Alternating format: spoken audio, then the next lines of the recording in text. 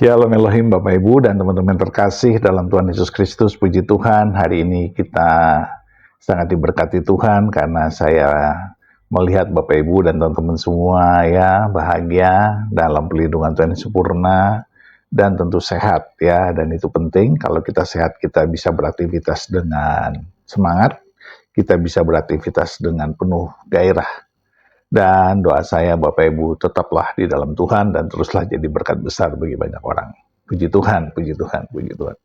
Baik, hari ini kita akan mendengarkan penjelasan dari Pak Bambang Nursena ya, Abuna Bambang Nursena yang luar biasa karena beliau mengecam ya dengan keras Zakir Naik ya. Karena beliau berkata, kenapa kita harus percaya dengan Zakir Naik?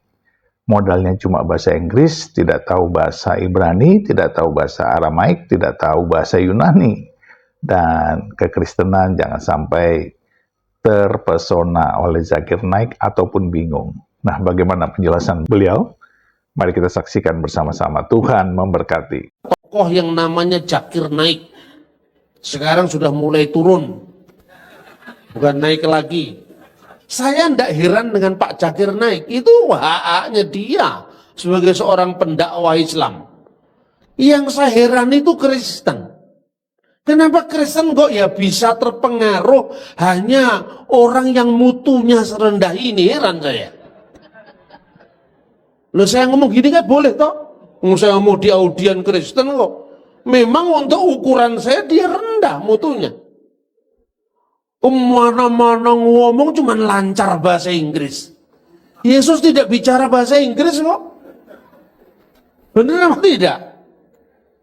Dia tidak mau ngomong sepotong pun kata Ibrani, Aramaik, Yunani. Kok Anda percaya coba? Artinya apa? Ketika kita bicara tentang Pangeran Diponegoro, Anda pakai bahasa Jerman yang tidak sah. Diponegoro ngerti bahasa Jerman. Anda mesti bahasa Jawa zamannya Diponegoro. Kan gitu kan? Secara budaya juga seperti itu. Maka saya katakan begini. Ketika orang tanya, di mana ada ayat Alkitab yang mengatakan, Yesus bersabda, akulah Allah, sembahlah aku. Gak ada kan? Gak ada. Kristen langsung bingung. Waktu bingung, siapa yang maju ke depan mendapatkan hidayah? Ini kan parah sekali. Lalu saya jawab gini, oh ngono kamu gak bisa jawab sih. Gampang sekali itu, kamu tanya balik. Di mana dalam ayat Alkitab dikatakan, Yesus bersabda, aku bukan Allah, jangan sembah aku. Tidak ada Pak, berarti Yesus Allah, tidak ada. Oh enggak cukup itu, ya itu juga enggak cukup satunya.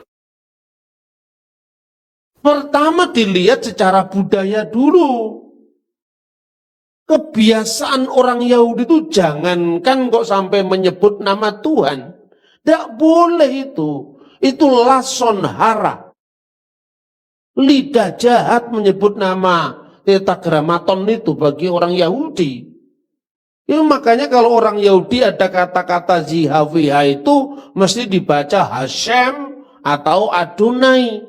Iya kan, coba Anda lihat di YouTube itu kan banyak reciting the Shema in Hebrew kan ketemu. Anda tidak hanya ketemu dengan bahasa Ibrani model orang Eropa yang orang-orang Askenazim, Shema Yisrael Adonai Eloheinu Adonai Echad. Ini kan gaya-gaya Askenazim yang dari Eropa.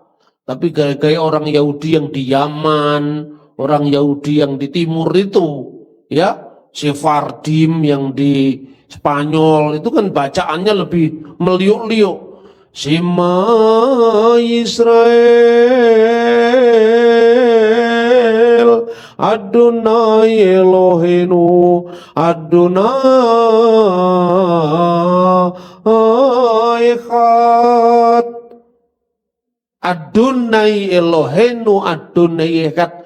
Ini jauh sebelum kulhu Allahu Ahad. Bukan hanya kulhu Allahu Ahad, itu kan zaman abad ke-7. Adonai Echad itu jauh zaman Musa sudah ada itu. Gitu loh. Jadi pertanyaan itu menunjukkan bahwa dia awam. Jadi tidak ada orang mengucapkan kata, sayalah Adonai, ini tidak mungkin, sayalah Yahweh, itu tidak mungkin. Tapi ketika Yesus ditanya, Yesus bersabda di dalam Injil Yohanes pasal 8 ayat 56 dan seterusnya 58 ya. Abraham bersukacita, dia telah melihat hariku. Hariku ini sebenarnya Yom HaMoshiach, hari Sang Mesias. Karena kepada Abraham itu kan Tuhan menjanjikan, kamu akan menjadi bangsa yang besar, namamu akan masyhur, kamu akan menjadi berkat. Siapa yang memberkati engkau akan diberkati, siapa yang mengutuk engkau akan dikutuk. Tapi berkat yang terakhir, olehmu semua kaum di muka bumi akan mendapatkan berkat. Berkat ini diulang lagi ketika Abraham disuruh mempersembahkan Ishak putranya. Diulang lagi kepada Ishak putranya Abraham. Diulang lagi kepada Yakub cucunya Abraham. Semua kaum di muka bumi akan mendapatkan berkat. Itu diberikan kepada Abraham, kepada Ishak, kepada Yakub. Itulah sebabnya orang Yahudi kalau berdoa tidak pernah mengatakan Elohe Abraham, Elohe Ismail, Elohe Yakub, nggak pernah.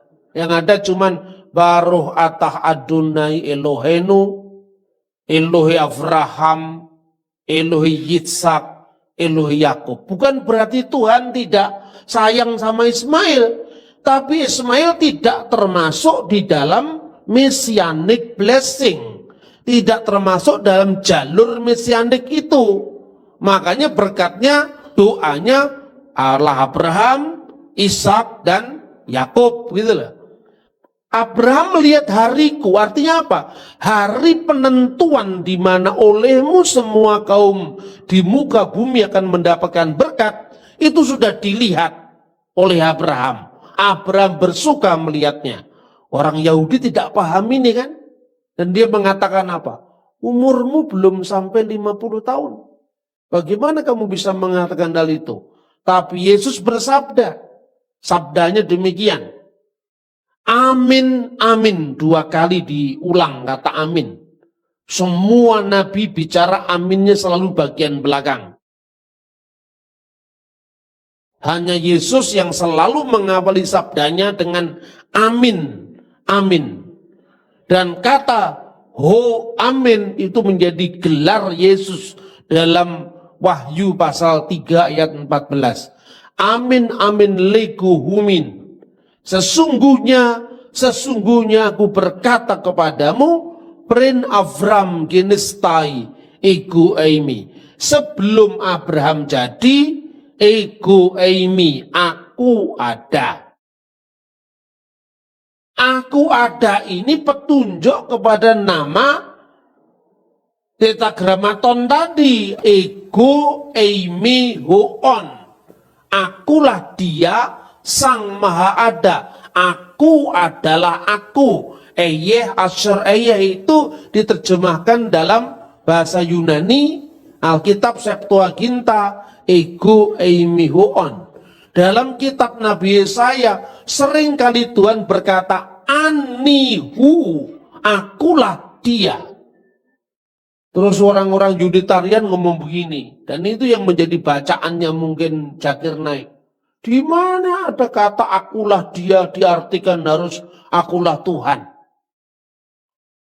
Akulah dia pokok anggur, akulah semua juga akulah dia itu. Akulah jalan, ego eimi hodos, akulah jalan.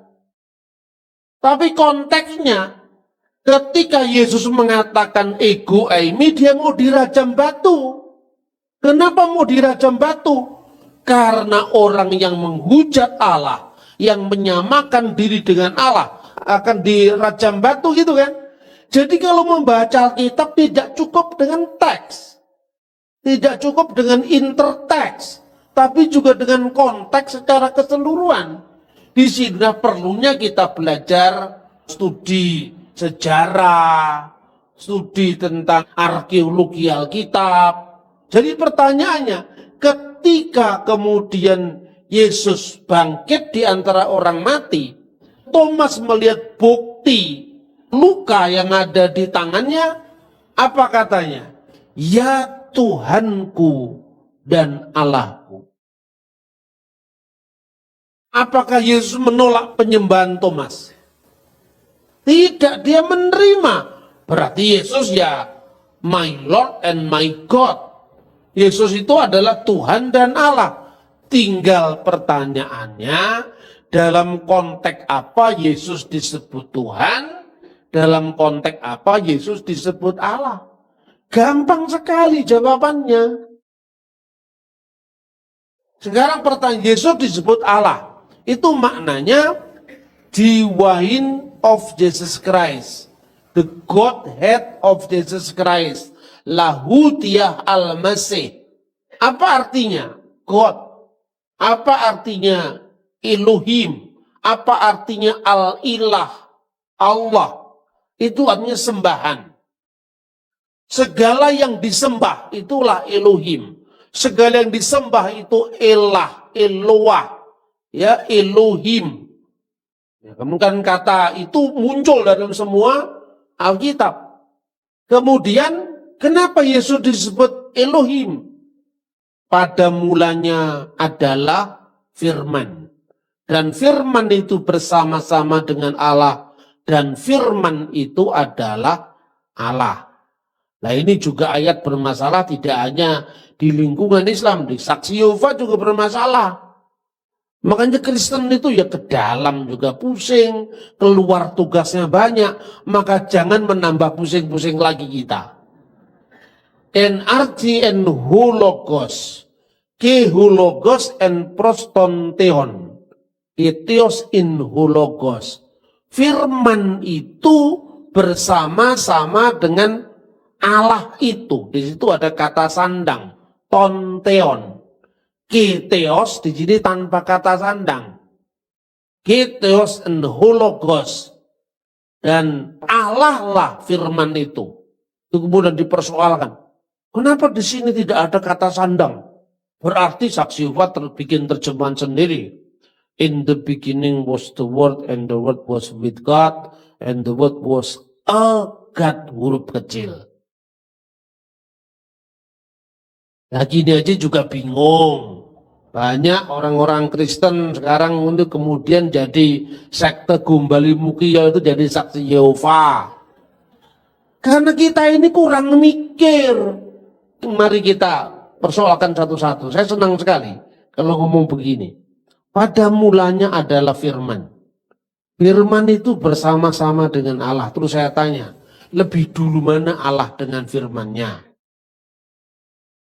Ini kan pertanyaan untuk awam gampang sekali kan. Ya lebih dulu Allah Pak. Kalau orang Saksi Yehova dengan yakinnya lebih dulu Yehuwa Pak. Lebih dulu Yehuwa ya. Iya Yehuwa itu maksudnya Gusti Allah karena karya jagat itu artinya kalau Jawanya. Oke. Nah terus kalau Allah sudah ada, firman-Nya belum ada, begitu maksudmu? Iya Pak. Yang menciptakan firman itu siapa? Ya Allah Pak. Allah menciptakan caranya bagaimana? Ya berfirman Pak. Nah firman-Nya belum ada, berfirman bagaimana? Nah, sekarang bingung tak? Jawab. Ya terus bingung, orang biasa jawab, yang lain-lain jawab. Lebih dulu firman Pak. Kalau lebih dulu firman, firman-Nya siapa? Ya firman-Nya Allah, katanya lebih dulu firman. Kalau lebih dulu Allah berarti ada waktu Allah sudah ada, firman-Nya belum ada. Berarti Tuhan pernah bisu tidak maha sempurna. Itulah yang dibahas oleh Konsili Nikea. Konsili itu kan akhirnya memutuskan regula fide, pengakuan iman. Nah pengakuan iman Nikea itu tahun 325. Luar biasa, luar biasa, luar biasa. Kita harus bersyukur punya apologet seperti Abuna Bambang Nursena. Beliau sangat diberkati Tuhan dan kita pun terberkati dengan munculnya beliau menjadi seorang apologet untuk menjawab polemikus-polemikus muslim yang tidak jelas, yang selalu menyerang kekristenan, yang selalu membahas Alkitab, tetapi mengutip-ngutip Alkitab tanpa dasar, tanpa jelas konteksnya, padahal kata mereka Alkitab telah dipalsukan. Di sini kita melihat ya ambigu atau kontradiksi dilematik yang dilakukan oleh para polemikus muslim.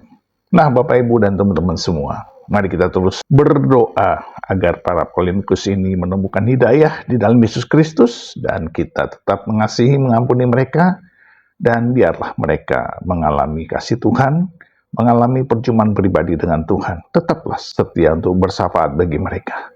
Dan saya percaya kalau Tuhan bisa mengubahkan dan menyelamatkan Paulus, kita pun harus percaya bahwa mereka bisa dijamah Tuhan untuk menjadi petobat baru. Tuhan beserta kita dan pasti memberkati kita dengan limpahnya di dalam nama Bapa dan Anak dan Roh Kudus, di dalam nama Tuhan Yesus Kristus. Haleluya, haleluya, haleluya. Amin, amin, amin, amin, amin, amin.